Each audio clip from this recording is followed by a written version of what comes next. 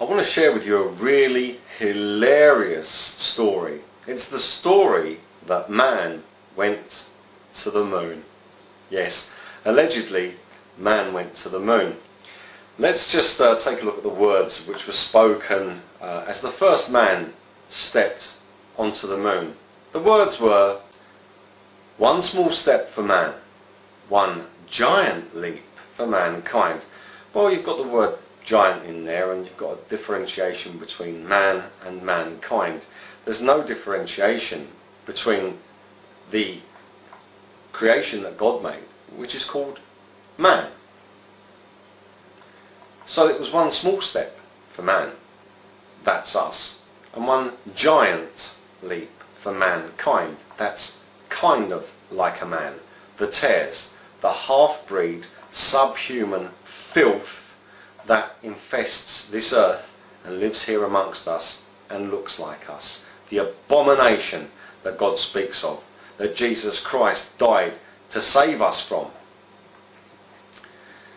The same so-called people, the kind of man that Jesus is coming to destroy and then make them kneel before us. As far as the moon landings are concerned, they never happened. It's impossible for anything living to pass through the Van Allen belt. It will kill you. It will kill anything, any kind of living organism that may try to come in or out. When I was a small child, I remember wanting to get up to see the moon landings, and I did. It was very early in the morning here in the UK. And I remember seeing these so-called moon landings. And I remember questioning them even as a child. I thought there was something wrong about them. Now, since growing up and knowing about Freemasonry, I know that the apron that the astronauts flashed allegedly on the moon was a Masonic apron. It's here on this screen behind me. You can find it on the internet. Everyone saw this. It was all over the news. A Masonic apron.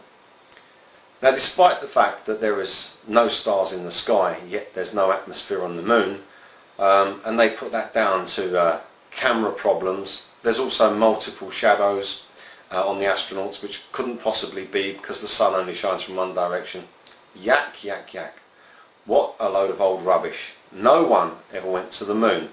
And the biggest proof that no one went to the moon is the fact that none of the astronauts, the astronauts, ever showed any excitement whatsoever at having gone on the most incredible journey to the moon and back again.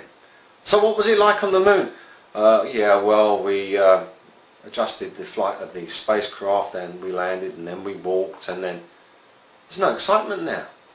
If you went to the moon, you would never forget it for the rest of your life. You would be able to tell that story as the most exciting adventure you had ever had in your whole life. You would tell it with the enthusiasm of a second-hand car salesman. You wouldn't sit there and go, "Oh, well, it was so-and-so." You'd say it was amazing, it was fantastic, oh, I was scared, oh, it was fantastic, I remember praying, I remember this, I remember that. There'd be fine detail involved in what you would say. And there is none in anything that these astronauts have said. And the proof, well, it just grows and grows and grows. Besides the fact that they were caught using camera trickery to show how far they were from the Earth, allegedly. There's another small aspect that needs to be taken into account. And that is the fact that in order for propulsion to occur, or for braking, in order for you to stop the inertia or start the inertia, you need equal and opposing forces to be in play. I'll give you a simple example. Now imagine I am in a vacuum. There is no air here, okay? And my hand here is a wall, and it is solid, cannot be moved. And I stand here and I push my body against this wall. I push, I go backwards, but the wall stays still. I push, I go backwards. Now, if I take the wall away and I push, what am I pushing? There's no air there, so I can't push. Okay, even if I put a big fan on my hand and pushed as hard as I liked, nothing would happen because there is no air there. for me to push against. The same applies when swimming. Equal and opposing forces. You're pushing against water, and that is pushing against your body. And I have heard some very, very, very incredibly stupid people say things such as, well, out in space, how a rocket is propelled, the thrust comes out the back, and the thrust pushes against the rocket and the rocket goes along. Oh really, O'Reilly? I don't think so somehow.